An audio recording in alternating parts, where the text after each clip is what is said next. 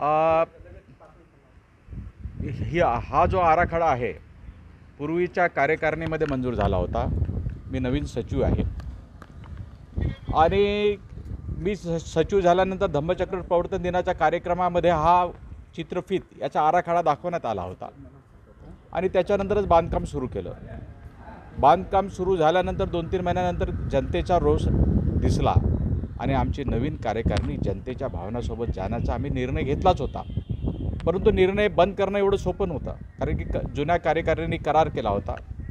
तेव्हा जे विरोधक आहेत त्यांच्यासोबत आम्ही जनसंवाद ठेवला होता, जे याच्या बाजूने आहेत त्यांचाही जनसंवाद ठेवला होता आणि 29 तारखेला शनिवारी दोघांना आम्ही समोरासमोर ठेवलं, म्हणजे बाजूच्या आणि विरुद्ध या दोन्ही मतांच्या लोकांचं. आणि आम्ही त्याच दिवशी आम्ही जनतेला सांगितलं की आम्ही टेक्निकल बाबीमध्ये आता जाणार नाही, कोण खरं कोण खोटं, जनतेच्या भावना बघून आम्ही हा जो आराखडा हा रद्द करतो. अंडरग्राऊंड पार्किंग बाकीचा आराखडा राहीलच, असा निर्णय आम्ही 29 तारखेला घेतला. लोकमतमध्ये 30 तारखेला छापून आला आणि 1 तारखेला म्हणजे काल आम्ही सकाळीच NMRDला पत्र लिहिलं की याच्यामध्ये फेरविचार व्हावा. मग ते रिसिव्ड पत्र MMRDच्या सहीचं आम्ही जेव्हा जनतेला दाखवलं तेव्हा जनतेचा रोष कमी झाला. त्याही पत्रामध्ये जनतेने सांगितलं की थोड्याफार चुका आहेत ते तुम्ही दुरुस्त करा. आम्ही त्या चुका दुरुस्त केल्या आणि नवीन पत्र आम्ही पाठवलं तेव्हा कुठे जनतेचा पूर्ण रोष कमी झाला. तुमची काय इच्छा आहे नेमका नवीन समितीची? आम्ही तुम्हाला आत्ताच सांगितलं की आम्ही पहिलेपासून लोकांच्या भावनेसोबत होतो.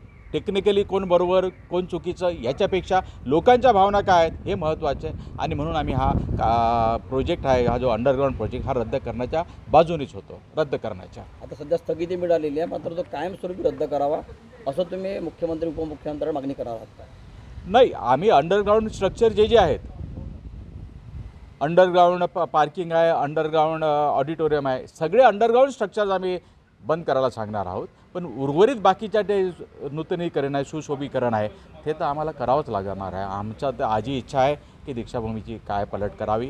राहिला पार्किंगचा प्रॉब्लेम, पार्किंगसाठी आम्ही ॲडिशनल जागा मागू शकतो, त्याच्यानंतर पार्किंग करू. पण फक्त अंडरग्राऊंड जे काही उपक्रम आहेत ते बंद होतील, बाकीचे नाहीत. आणि आमच्यासाठी सर्वात महत्त्वाची गोष्ट आता की खड्डा झालेला आहे. आम्ही देवेंद्रजी फडणवीस साहेबांना भेटणार आहोत. आपण स्थगिती तर दिलेली आहे, पण येणारा धम्मचक्र प्रवर्तन दिन आता फारसा वेळ राहिलेला नाही आहे. तेव्हा लवकरात लवकर तो बुजवावा लागेल आणि आम्ही कोणत्याही परिस्थितीमध्ये माननीय उपमुख्यमंत्री यांचा पाठपुरावा करून येणाऱ्या धम्मचक्र प्रवर्तन दिनाच्या पूर्वी तो खड्डा बुजून टाकू.